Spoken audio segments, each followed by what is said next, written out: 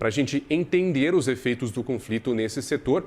Converso agora, recebo aqui na minha tela o analista da Levante Investimentos, Flávio Conde. Flávio, muito boa tarde para você. Seja bem-vindo aqui na nossa programação conturbada com esse assunto gravíssimo que deu início aí, estourou, aliás, no final de semana. Boa tarde, obrigado pelo convite.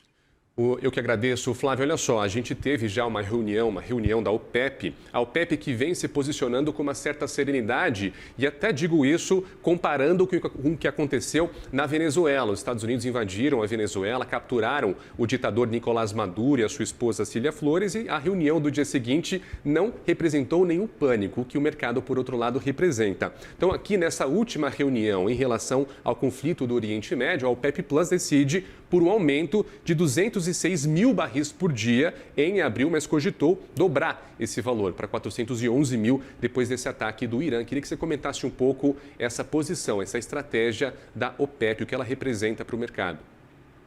Então, essa estratégia da OPEP já vem sendo feita desde 2025. Eles foram voltando com a capacidade que eles tinham tirado ao longo de 22, 23 e 24. Então, desde 2005, eles têm tirado aí têm colocado, né, devolvido para o mercado entre 150 e 400 mil barris por período de 2 meses. E agora a decisão deles já era esperada, não muda nada e era um fator baixista para o preço do petróleo, que antes do início da guerra dos Estados Unidos, Israel e Irã estava em $73 e no começo do ano estava em $60. Agora, com a guerra, vai ser necessário produzir mais petróleo, porque provavelmente o petróleo do Irã, que é em torno aí de 3 milhões de barris, sendo que 90% é exportado para a China, provavelmente não será nem hoje, nem nos próximos dias, ou talvez nas 5 semanas que o presidente Trump estimou de duração. E, Flávio, falando sobre o impacto aqui no Brasil, existe uma pressão sobre o reajuste do diesel, né, na Petrobras. Esse aumento de oferta da OPEP, que a gente comenta, esse aumento que vai ser realizado em abril, pode ser o alívio que o governo brasileiro precisa para justamente evitar um reajuste mais drástico nas bombas aqui no país? Eu acho que não. Eu acho que não. O impacto desse aumento da OPEP para abril vai ser muito pequeno. Eu acho que aqui no Brasil, o comitê da Petrobras, que a cada 15 dias se reúne e analisa o preço do mercado interno com o mercado externo e também as condições comerciais, ele não vai repassar de cara esse aumento. Normalmente é dia 15 e dia 30 a reunião da Petrobras. Eu acho que eles vão esperar até o petróleo se estabilizar. Só haveria, talvez, uma mudança caso realmente falte petróleo não, diesel no curto prazo, mas isso é pouco provável que ocorra.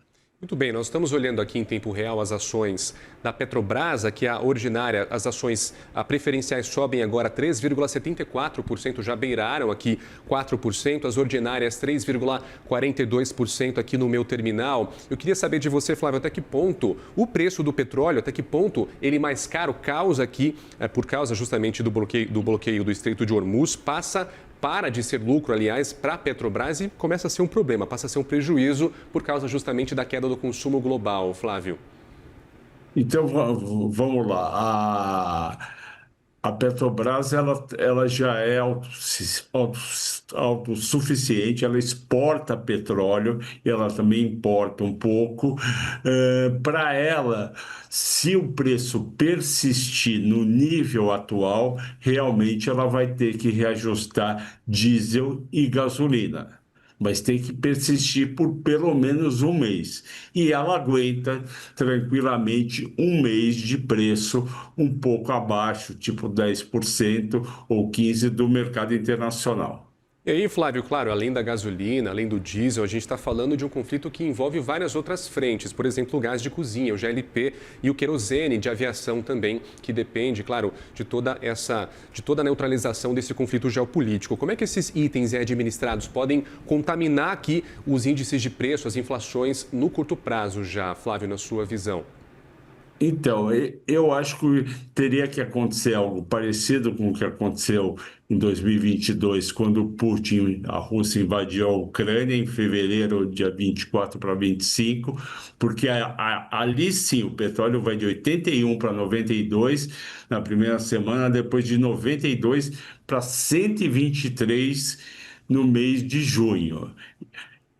Eu acho que não vai ocorrer dessa vez algo tão forte, mas durante essas 5 semanas você vai ter provavelmente aumento diários no preço do petróleo no mercado internacional, o que vai aumentar a pressão sobre a Petrobras, não só diesel e gasolina, mas como você colocou bem, GLP, gás de cozinha e também querosene de avião.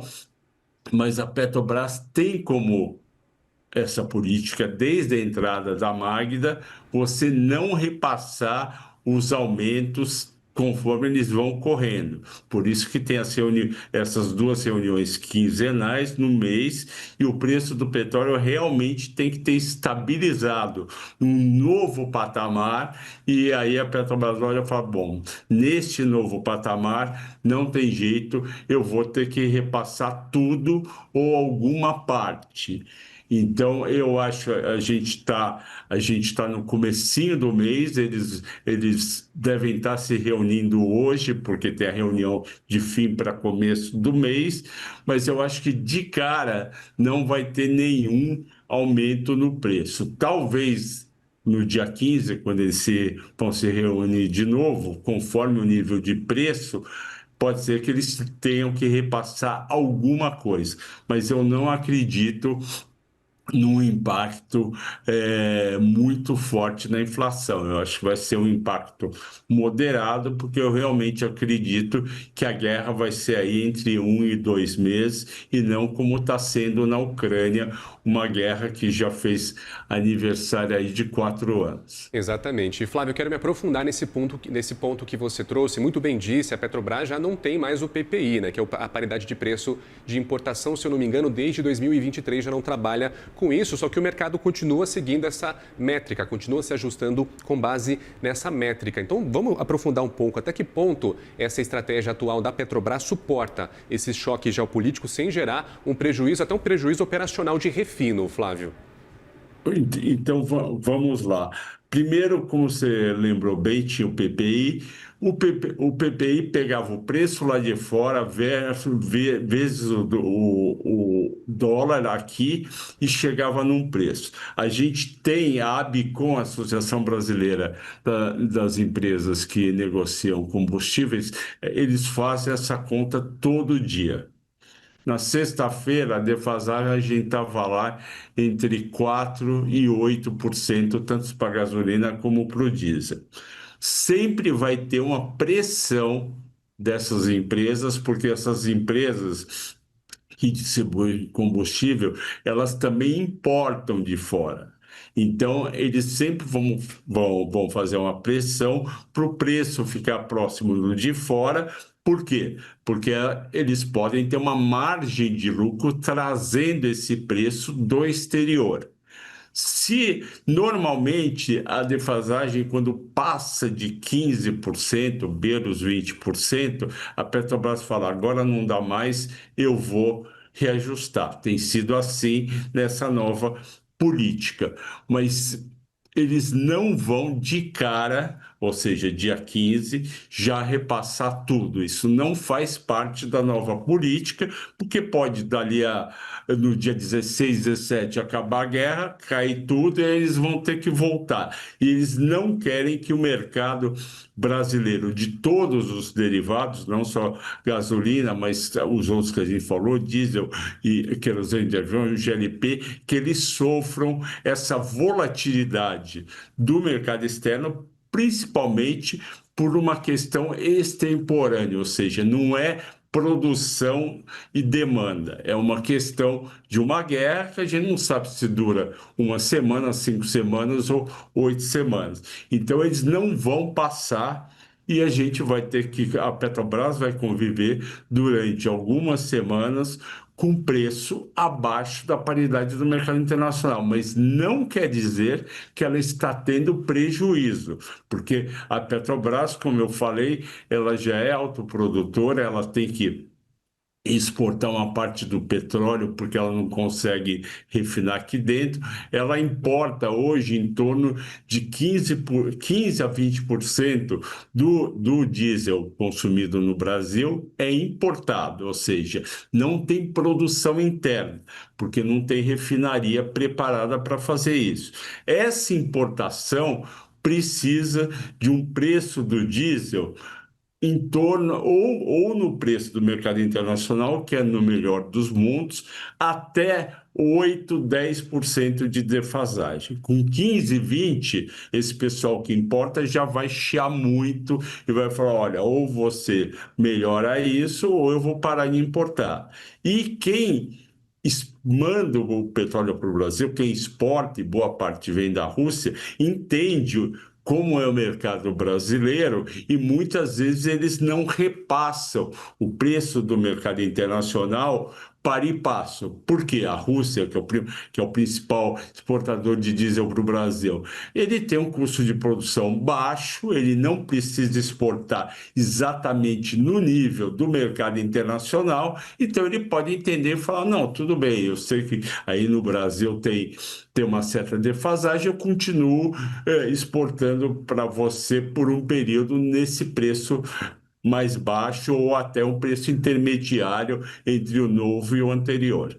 Muito bem, nós conversamos com o Flávio Conde, que é analista da Levante Investimento, e eu vou precisar de Flávio Conde ao longo dessas próximas semanas, porque, olha, Flávio, muito pano para manga, é um absurdo atrás de absurdo, a gente nunca deixa de se surpreender. Você, Flávio, que tem muito mais experiência do que eu, tenho certeza que se surpreende ainda com tudo o que acontece nesse nosso mercado. Um abraço para você, obrigado pela sua disponibilidade. Um abraço, obrigado pelo convite.